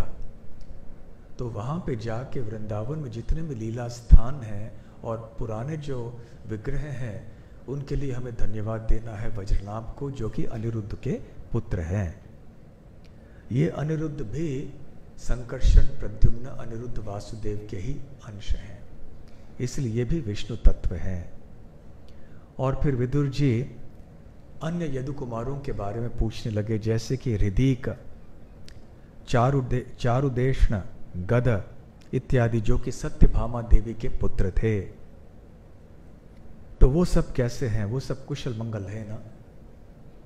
फिर आगे एक एक करके सबका नाम लेते लेते अब पहुंचते हैं युधिष्ठिर महाराज के बाद। और वो कहते हैं कि युधिष्ठिर महाराज कैसे है? स्वदौर्भ्याम विजय अच्युताभ्याम धर्मेण धर्म परिपाति सेतुम। अर्जुन का और एक नाम है विजय और श्री कृष्ण का नाम है अच्युत और युधिष्ठिर महाराज का नाम है धर्म, क्योंकि वो मूर्तिमान धर्म हैं और धर्म पुत्र भी हैं, धर्मदेव के पुत्र हैं। तो विदुर जी कहते हैं कि धर्म अर्थात युधिष्ठिर ने धर्मेण परिपाति सेतुम, धर्म के सिद्धांतों के अनुसार राज्य को चलाया और सेतुम अर्थात धर्म को जो उचित सम्मान है वो भी प्रदान किया। और आखिर ये क्यों संभव नहीं था? अवश्य संभव था, क्योंकि स्वदौर्भ्याम विजय अच्युताभ्याम, क्योंकि अर्जुन और श्री कृष्ण उनके भुजाएं बनकर उनके साथ में थे। इसलिए अर्जुन और श्री कृष्ण जब युधिष्ठिर महाराज के साथ में थे तो उनके लिए कौन सा कार्य असंभव था। और इसी वजह से कि अर्जुन और श्री कृष्ण जैसे दो भुजाएं युधिष्ठिर महाराज को मिली, दुर्योधन अतप्यत तत्सभायाम साम्राज्य लक्ष्म्या विजयानुवृत्त्या। इसलिए दुर्योधन को बहुत कष्ट हुआ, अतप्यता, बहुत ईर्ष्या हुई उसके हृदय में। क्यों?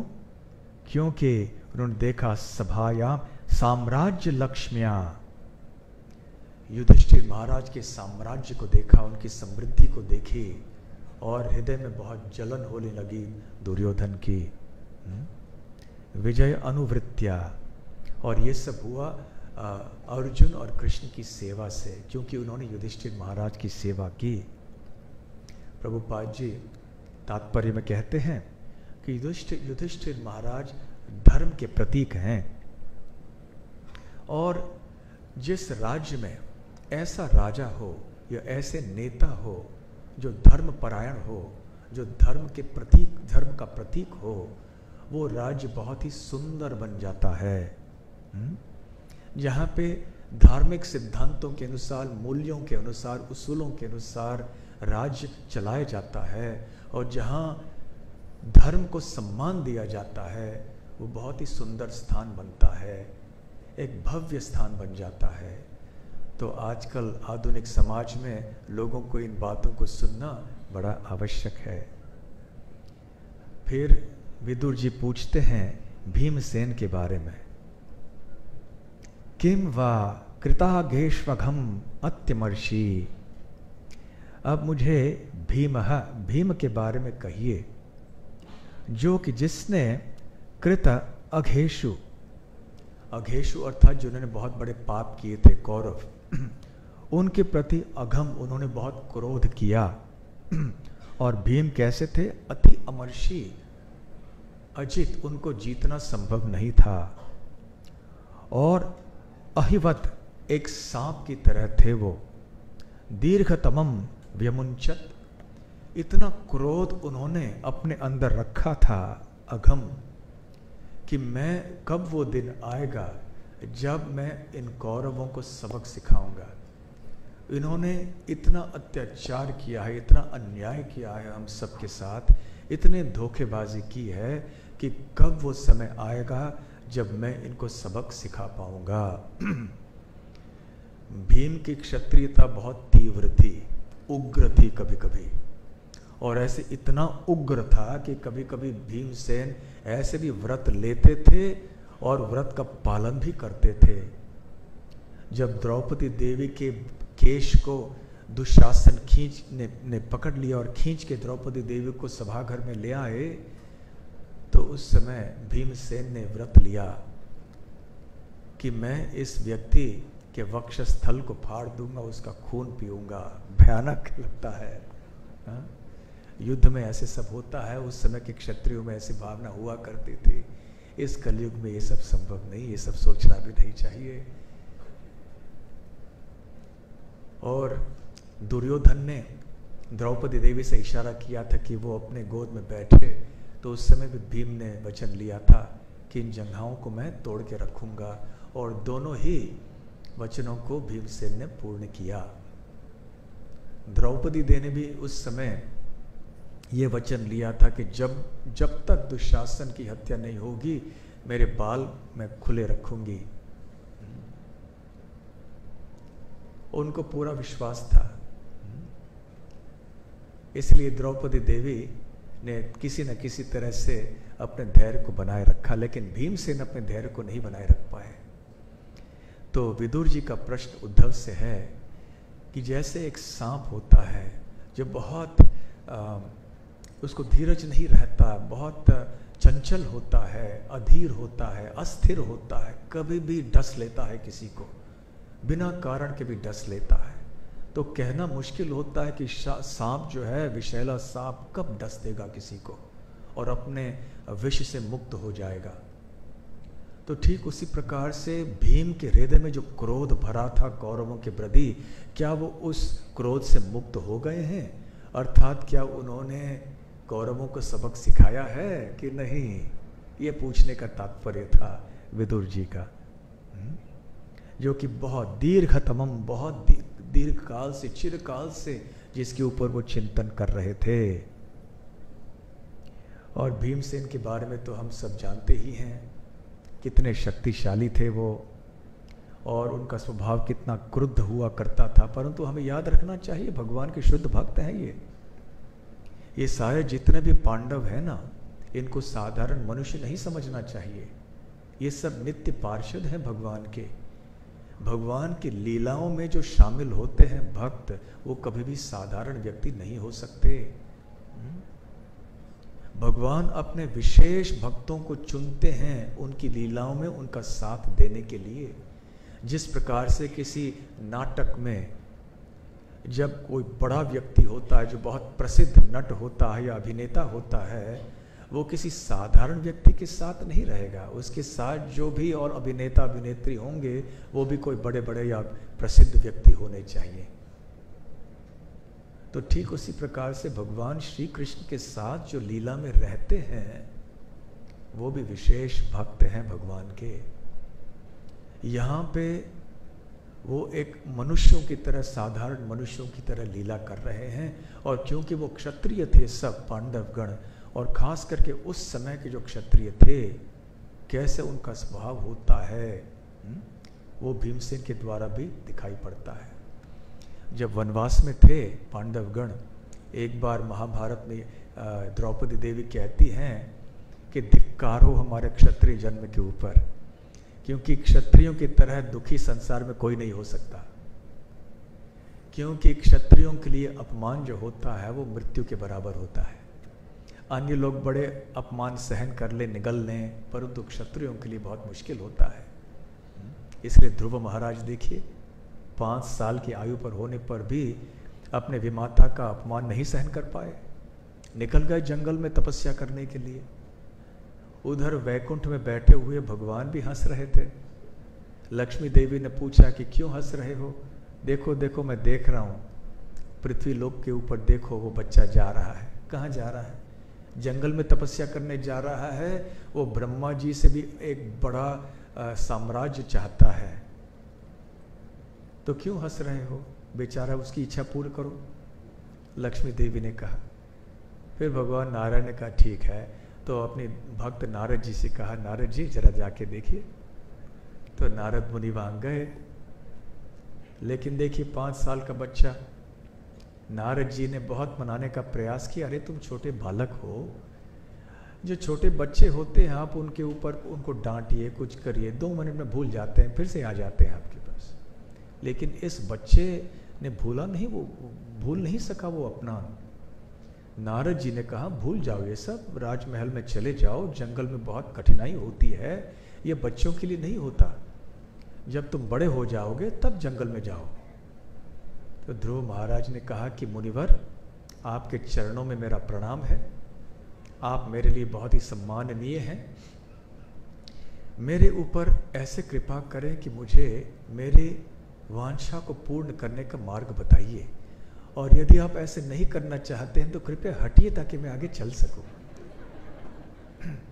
और ऊपर बैठे बैठे भगवान नारायण भी आश्चर्यचकित हो गए कि अरे कैसा बच्चा, कैसा दृढ़ निश्चय है इस बच्चे का। तो खैर आजकल तो ये सब नहीं दिखाई पड़ता, परंतु भीमसेन का स्वभाव कुछ ऐसा था। और कल तो हम उनके जठराग्नि की चर्चा तो कर ही चुके हैं। युद्ध में, कुरुक्षेत्र के युद्ध में भीमसेन ही हैं जिन्होंने धृतराष्ट्र के 100 पुत्रों की हत्या की अकेले। एक भीमसेन ने दुर्योधन से लेकर, जो पहले थे, पहले से लेकर 100वें तक उन्होंने उन पुत्रों की हत्या की। युयुत्सु बच गए, वो तो गांधारी पुत्र नहीं थे और वो पांडवों के पक्ष में थे। तो खैर भीमसेन के बारे में वो पूछ रहे थे। विदुर जी फिर आगे कहते हैं, अर्जुन के बारे में पूछ रहे हैं। कच्चित यशः धा रथ यूथपानाम गांडीव धन्व उपरत अरिहि आस्ते। गांडीव धन्व, गांडीव धारण करने वाले अर्जुन, जो यशः धा, जो बहुत प्रसिद्ध हैं, रथ युथापानाम, जो रथी होते हैं, जो योद्धा रथ को चलाते हैं, तरह तरह के उनको पदवी दी जाती है, रथी, महारथी, अतिरथी इत्यादि। तो ऐसे रथियों में से वो बहुत प्रसिद्ध हैं, सर्वश्रेष्ठ हैं, जो गांडीव बाण धारण करते हैं, उपरत अरिहि, जो अपने शत्रुओं की हत्या करते हैं। क्या कच्चित अस्ते, क्या अर्जुन भी ठीक है, कुशल मंगल है? और वो एक लीला का स्मरण करते हैं। अलक्षितो यक्षरकूट गूढ़ो माया किरातो गिरिशस्तुतोषा, कि स्वयं गिरीश शिवजी वेश बदल के आए थे, एक शिकारी का रूप धारण करके आए, माया किरातो, और अर्जुन से उन्होंने युद्ध किया। और फिर अर्जुन ने शिवजी के साथ इतनी शूरवीरता से युद्ध किया, इतने सारे तीर छोड़े। शिवजी जैसे महान योद्धा तो कोई नहीं हो सकते ना, परंतु अर्जुन ने इतनी शूरवीरता का प्रदर्शन शिवजी के सामने किया कि शिवजी बहुत ही प्रसन्न हुए, और फिर अपना सही रूप दर्शाया अर्जुन को, और अर्जुन को उन्होंने पाशुपति अस्त्र वो प्रदान किया। तो विदुर जी ऐसे अर्जुन के बारे में पूछ रहे हैं। बाद में पूछते हैं नकुल और सहदेव के बारे में। यमाव उत्सवीत उतस्वीत तनयो पृथायाः पार्थैर्वृतैर् पक्षमभीर अक्षिणीव। पृथायाः मतलब ये 2 नकुल और सहदेव, हालांकि वो पृथा के पुत्र नहीं थे, वो माद्री के पुत्र थे। तो पृथायाः क्यों कह रहे हैं? क्योंकि जब माद्री देवी ने अपना देह त्यागा पांडुदेव के मृत्यु के बाद, तो कुंती देवी ने इन दो लड़कों को भी अपना मानकर रखा अपने साथ में, और फिर नकुल और सहदेव अपने बड़े भाइयों के साथ में रहे। कुंती देवी ने कभी भी इन पांचों में भेद नहीं किया।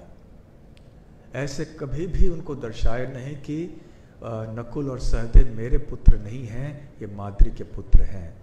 इसलिए विदुर जी इस बात को जानते थे, इसलिए उन्हें पृथायाः कह के बोल रहे हैं।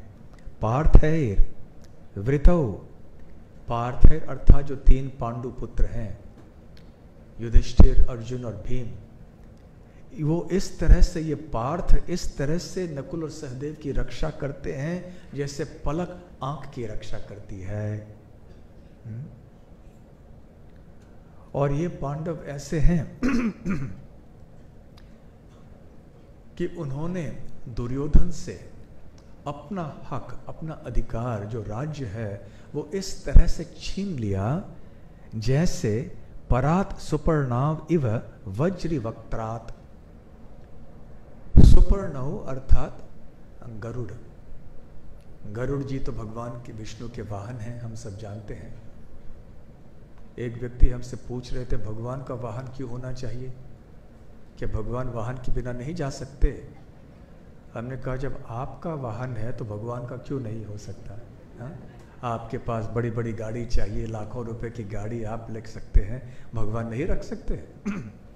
भगवान को आवश्यकता नहीं है, परंतु अपने भक्तों को अपनी सेवा में वो लगाते हैं।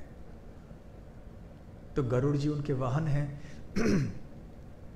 आपको जान के आश्चर्य होगा कि पश्चिम पूर्व एशिया के अनेक देश हैं जहां गरुड़ जी का बहुत सम्मान होता है।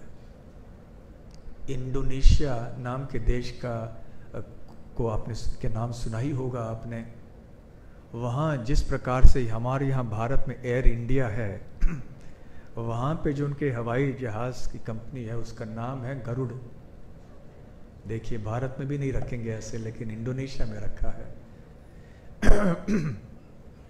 जिस प्रकार से भारत में राष्ट्र चिन्ह है अशोक चक्र, वहाँ इंडोनेशिया में, थाईलैंड में, बर्मा में उनका राष्ट्र चिन्ह है गरुड़। कंबोडिया, थाईलैंड, ऐसे अनेक देशों में गरुड़ जी का बहुत महत्व है। तो गरुड़ जी के अनेक नाम हैं, जैसे खगेश्वर, खग अर्थात पंछी, पक्षी, तो सबसे महत्वपूर्ण पक्षी हैं। नागांतक उनका नाम है क्योंकि वो सर्पों के दुश्मन हैं। साथ साथ सुवर्णकाय, क्योंकि उनका शरीर जो है उसका रंग स्वर्ण जैसा है। और सुपर्ण भी नाम है। सुपर्ण क्योंकि सुपर्ण, उनके जो पंख हैं पर्ण, सु बहुत ही सुंदर हैं। तो ऐसे नाम है गरुड़ जी का। तो उन्होंने सुपर्णाव इव वज्री वक्त्रात, वज्री अर्थात जिनके पास वज्र अस्त्र है, इंद्र, वक्त्रात अर्थात उनके मुख से। तो जिस प्रकार से गरुड़ ने इंद्र के मुख से अमृत छीन लिया, यद्यपि इंद्र इतने शक्तिशाली हैं, वज्र अस्त्र उनके पास है, फिर भी गरुड़ जी ने ऐसे कर लिया। ठीक उसी प्रकार से पांडवों ने अति शक्तिशाली दुर्योधन से अपना राज्य, जो उनका अधिकार था, वो छीन लिया। वैसे गरुड़ जी ने ऐसे किया था क्योंकि उनकी माता विनता कोई कठिनाई में थी, इसलिए अपनी माता की रक्षा के लिए गरुड़ जी ने ऐसे किया था। तो इस लीला का स्मरण यहाँ कर रहे हैं विदुर जी। फिर आगे पूछते हैं पृथा के बारे में। पृथा कौन है? कुंती देवी है। वैसे पृथा तो पुत्री थी शूरसेन की। शूरसेन तो वसुदेव के पिता भी हैं। तो शूरसेन के ये 2 बच्चे हैं, वैसे और भी अनेक थे। तो पृथा और वसुदेव भाई बहन हुए। परंतु शूरसेन के एक मित्र थे जिनका नाम था कुंती भोज। उनका कोई संतान नहीं था, इसलिए शूरसेन ने अपने पुत्री पृथा को फिर वहाँ उनके हवाले कर दिया। और फिर पृथा कुंती भोज की पुत्री मानी गई, इसलिए उनका नाम पड़ा कुंती। तो पृथा या कुंती एक ही हैं। वो तो महान भक्त हैं। जब वात्सल्य रस के भक्तों की श्रृंखला हम बता रहे थे आपको, तो आपको याद होगा कि कुंती देवी का 7वां स्थान है, इतना ऊंचा स्थान है उनका। श्रीमद् भागवत के प्रथम स्कंद के 8वें अध्याय में उन्होंने बहुत ही सुंदर प्रार्थना की है कृष्ण के प्रति, जिसे कुंती स्तुति कहते हैं। एक से बढ़कर एक सुंदर श्लोक। ऐसे कभी वर्णन नहीं है कि कुंती महारानी कभी विश्वविद्यालय में गई हों, कभी उन्होंने अच्छी कोई डिग्री प्राप्त की हो, परंतु इन स्तुति में, इन श्लोकों में कुंती महारानी ने न केवल अपने भक्ति भाव को व्यक्त किया है, परंतु ऐसे भाव को व्यक्त करते करते ऐसे दार्शनिक तत्वों का प्रकाशन उन्होंने किया है कि आश्चर्यचकित हो जाते हैं हम सब। बड़े बड़े जो विद्वान होंगे वो भी इस तरह के दार्शनिक तत्वों को भले नहीं जानते होंगे, क्योंकि कुंती महारानी भी पार्षदा हैं कृष्ण की, महान भक्त हैं, इसलिए सारे गूढ़ तत्वों से भली भांति परिचित थी वो। और उन्होंने क्या नहीं सहा। यदि हम देख रहे हैं कि देवकी माता को इतना कष्ट हुआ हो, लेकिन कुंती महारानी को देखिए, शुरुआत से लेकर अंत तक कितना कष्ट सहन करना पड़ा, कभी उनको राहत नहीं मिली। और जब राज्य पा भी लिया तो कीमत क्या थी कि सारा उनका वंश प्राय नष्ट हो चुका था। फिर भी कुंती महारानी अपने स्थान से, जो कि श्री कृष्ण के चरण कमलों में था, उससे कभी वो डगमगाई नहीं, कभी भी डावानोल नहीं हुई। तो उनके बारे में पूछ रही हैं, अहो पृथापि ध्रियतेर्भ अर्भ का अर्थात बच्चे। तो वो पृथा कैसी हैं, जिसने अपने प्राण को धारण करके रखा है अर्भ का अपने बच्चों के लिए केवल। जब उनकी पति की मृत्यु हो गई और आगे चल के जो है इतने अन्याय होने लगे बच्चों के प्रति, तो कुंती महारानी के लिए वैसे जीने के लिए कोई कारण नहीं था, केवल एक कारण था कि वो अपने बच्चों के लिए जी रही थी। इस बात को विदुर यहां स्मरण कर रहे हैं। राजर्षि वर्येण विनापितेन, राजर्षि वर्येण जो सर्वश्रेष्ठ राज ऋषि थे पांडु, उनके बिना उनको जीना बहुत मुश्किल था, परंतु अपने शरीर में प्राण को धारण इसलिए करके रख पाई क्योंकि उनके 5 बच्चे थे। तो पृथा कैसी हैं, ऐसे सब पूछ रहे हैं विदुर जी। और इतने सब लोगों के बारे में पूछने के बाद अब बस थोड़े ही श्लोक बचे हैं इस अध्याय के। इसकी चर्चा हम कल करेंगे, क्योंकि अब 9 बजने को आए, 9 बज गए। और उसके बाद आने वाले कल और परसों में फिर हम दूसरे अध्याय की चर्चा करेंगे, तीसरे स्कंद की। तो आप यहाँ सब इतनी बड़ी संख्या में आए, इतने ध्यानपूर्वक और श्रद्धापूर्वक आपने इस कथा का श्रवण किया, हमें प्रोत्साहित किया कुछ 2 शब्द भगवान के बारे में और उनके भक्तों के बारे में कहने के लिए। उसके लिए हार्दिक धन्यवाद आप सबको। अब थोड़ी सूचनाएं होंगी, कृपया बैठे रहिए। हरे कृष्ण कृष्ण कृष्ण हरे हरे, हरे राम राम राम हरे हरे। श्रील प्रभुपाद की जय।